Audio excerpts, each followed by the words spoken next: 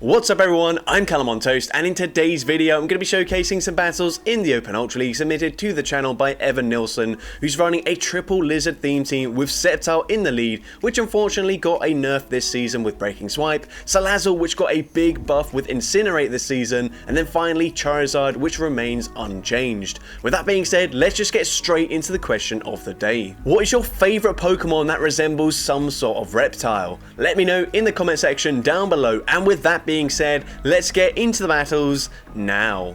Alright, so going into the first battle, lead Sceptile into Beware. So this is a fairly neutral lead matchup. We are running an ABB style team, so I assume we're going to have to try and swap into one of our back Pokemon eventually, and we do. We swap into Charizard, the opponent going to stay in, fire off a charge move, and they are going to go for the payback, dealing big damage, and then swapping into Swampert, and this is the reason why we had to swap out. We had to bait out a Swampert, because otherwise, if Sceptile goes down, Charizard is an okay-ish matchup up against the Swampert, but Salazzle is absolutely going to struggle, and here, we actually just let the Charizard go down. We come in with the Sceptile, we do overfarm, going for a Leaf Blade. Leaf Blade will be taking out the Swampert, and the opponent has a Shadow Gliscor in the back. Now we're going for Breaking Swipe.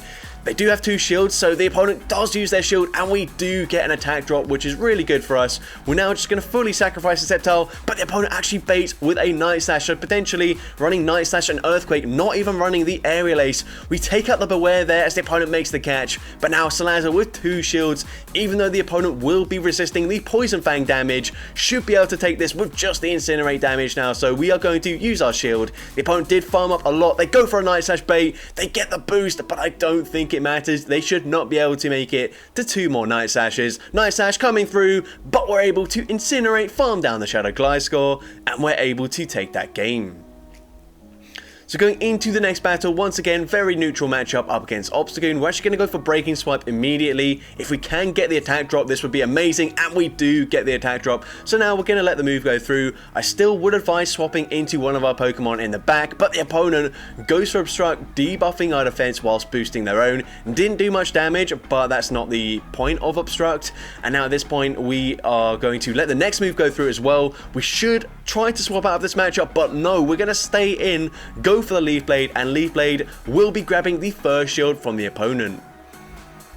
Now we come in with the Charizard here, and they are boosted in their defense right now. They go for another Obstruct. They are double boosted. I don't think a Dragon Claw will be taking them out from this range, so I think this might be a mistake as the opponent no shields it, and they get to yet another charge move. Now our defense is debuffed. Night Slash still doesn't do too much damage there as we did debuff their attack with our Sceptile, but in the back it doesn't really matter because Salazzle is aligned to Staraptor, and Staraptor hits really hard with its charge moves, but we will be able to shield probably just once now as the opponent throws very late. They go for close combat, and now we can just go for these Poison Fangs up against the Ampharos, and these are going to be doing huge damage here. Poison Fang number 1 goes unshielded. We make it to Poison Fang number 2, and the opponent probably has to just let this move go through, and they do exactly that, but Poison Fang still takes out the Ampharos, and we're able to take that game.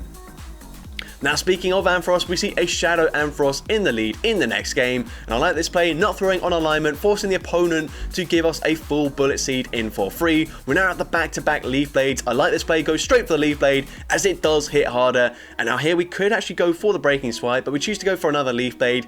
Absolutely fine here. The opponent going to use their shield, and it looks like we are going to once again let the Sceptile go down. This is dangerous, but we can now come in with the Salazzle, get the Incinerate farm down, and let's see what the opponent has in the back.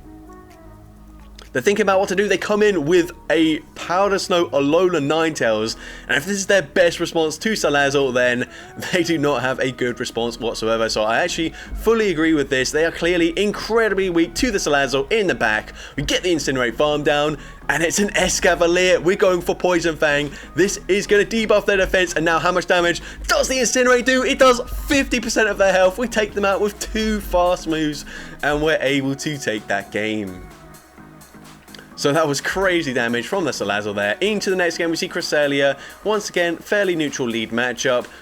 Typically, fire types do pretty well because typically Cresselia is going to run Grass Knot and Moonblast. We're going to shield. It is the Moonblast there, so I think ideally what we want to try and do is make a catch onto our Charizard, and we're able to do exactly that. And the opponent goes for another Moonblast that is resisted, and once again we bait out the Swampert, which is perfect because our Salazzle, like I've said already, doesn't really want to face Swampert whatsoever. So here the opponent does overfarm quite considerably. We are into range where Hydro Cannon will easily take us out, but we've got 2 Leaf Blades stored, so we just throw them straight away, no messing around, taking out the Swampert, and the opponent comes in with a Giratina Origin form, which is a Pokemon you don't typically see too much in the Open Ultra League. We go straight for the Breaking Swipe, and this is actually really good to align it here. Breaking Swipe number 2 gets them fairly low, and at this point, we can probably just let the Sceptile go down. The opponent has to go for the Shadow Ball to take us out. Now, can we get the Incinerate farm down before they make it to Shadow Ball number 2? Oh, they barely get there in time, so that is unfortunate for us. We will shield this, and then we just got to hope that Cresselia isn't running Future Sight as the second move. We've only seen Moonblast so far. We go for Poison Fang. We actually grab the shield there, and we make it to a Dragon Pulse on the CMP tie. Dragon Pulse doesn't quite take them out, and if this is a Future Sight, this will easily one-shot us, but it is just a Moonblast that's double resisted, and Incinerate takes out the Cresselia, and we take that game. Into next game, we're going to see a Tapu Fini in the lead. The opponent safe swaps into a Alolan Muck, and honestly, I think we should come in with Salazzle just because we do resist the poison jab damage and the acid sprays as well. Whereas here, if the opponent wants to, they can just double shield both our blast burns and they will be able to flip switch advantage, which is obviously not ideal for us since our Sceptile has a really good matchup up against the Tapu Fini in the lead. So here, actually, a blast burn probably doesn't quite take them out anyways, but the opponent doesn't risk it. They do double shield, and like that, they're able to flip switch advantage, which is certainly not good. Now, we are going to shield this up as the opponent goes for another acid spray, which is really unfortunate. We are going to try and go for a full farm down. We're not able to get it, and so we swap here into our Sceptile, and once again the opponent going for acid spray.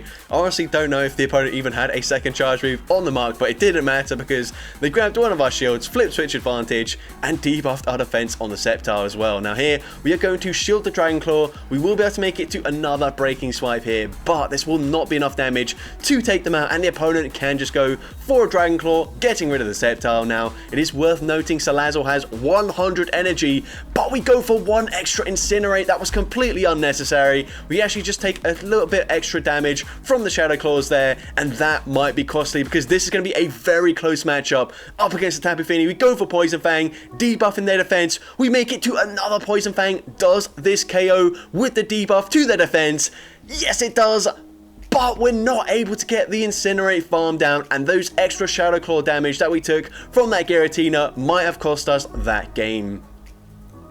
But going into the next battle, we're going to see the opponent safe swaps into Sylveon, and we actually throw at really good timing here. It's quite difficult to time Incinerate up against a 3-turn fast move, especially when both you and your opponent switch out at very different times. But here we kind of have to shield that up. I don't think it would quite take us out, but there's no point in risking it, and Salazzle with energy is absolutely deadly against basically anything in the Ultra League meta, and even the Pokemon that do resist both Poison Fang and Dragon Pulse don't really appreciate getting debuffed in their defense anyway. So we go for Dragon Pulse here. They were debuffed, so the opponent does use their shield.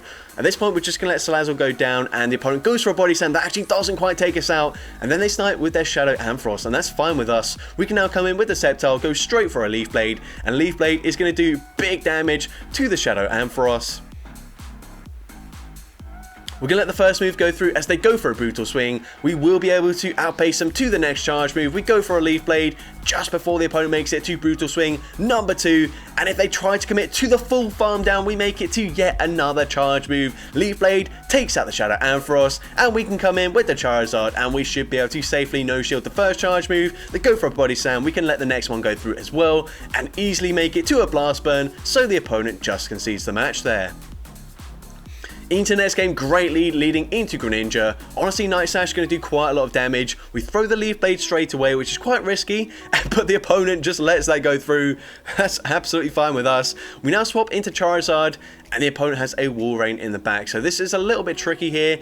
We're going to let the first move go through. Going to go straight for the Blast Burn. This is going to do a lot more damage than that Icicle Spear did. So we do grab a shield from the opponent. And at this point, I think we just let Charizard go down here. Yeah, we do let it go down because keeping our shields for our Sceptile, we can deal super effective damage with the Leaf Blade. We're going to throw it straight away. So not the best timing, but just want to guarantee the damage immediately. And the opponent is going to throw. And now we can just fully Bullet Seed, farm them down. And we will come out with a Breaking Swipe loaded. So the opponent, recognizing that, they swap into their Giratina immediately. We go for Breaking Swipe, no debuff this time around, which is unfortunate, but we should live any one charge view from this range, just barely, making it to Breaking Swipe number 2. Does this grab a shield from the opponent? No, they do let it go through. We now come in with Salazzle, we get the attack drop, and at this point, we can probably just go straight Poison Fang in this matchup here. Incinerate's already dealing some nice damage. We go for the Poison Fang, we did build up to the Dragon Pulse, they let it go through, but it doesn't matter. Resisted damage, we're still able to take out the Giratina and then Incinerate, farm down the Walrein and take that game.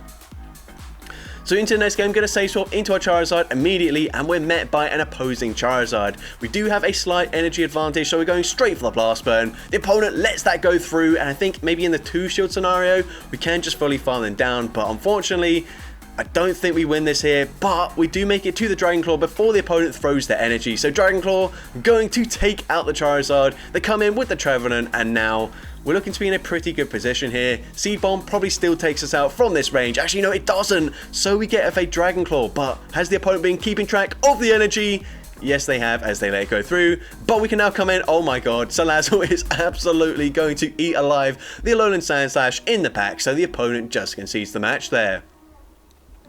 Into the next game, and this is where Incinerate buff really helps us out. Obviously, with these charge moves, Salazzle actually kind of struggled up against very bulky steel types, but now we can just go straight Poison Fang in this matchup. Gonna shield the first move, we should live a Zap Cannon, and they don't get the attack drop, which is really good for us. Now we're gonna overfarm massively, and we're actually gonna go for the full farm down, double shielding.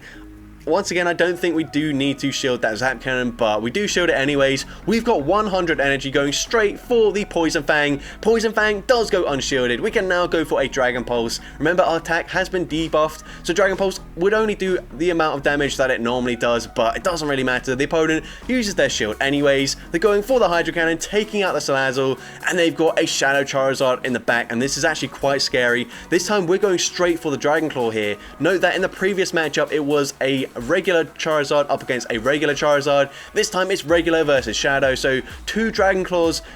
I think Dragon Claw might just barely take us out from this range, but no, it barely doesn't, so we make it to the Dragon Claw. This is absolutely vital for us. This puts them very low into the range where maybe a Breaking Swipe will be enough damage to take out the Charizard here.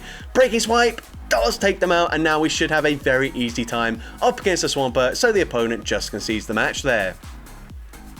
Into next game, we see Clefable in the lead. We've got 2 fire types in the bag, so we Safe Swap into our Charizard and we bait out a Giratina. Now, because of Talonflame this season, Giratina probably more likely to be running Ancient Power. We're actually going to let the move go through anyways, and they go for a Dragon Claw. So either that's a bait and a really good call, or the opponent is just not running Ancient Power and they're running Shadow Sneak, in which case Dragon Claw is definitely the better move to go for, since it costs 10 less energy and deals the same amount of damage. But here we can go for the Dragon Claw, and worst case scenario, we grab a shield advantage, but the opponent actually lets that go through. Now we can flip switch advantage, although Poliwrath is going to be quite deadly here with a slight energy advantage. So the opponent going to go for an Icy Wind, and will they try and make a catch? No, they don't. So we can go for that Leaf Blade. Leaf Blade still going to do big damage, even though we are debuffed.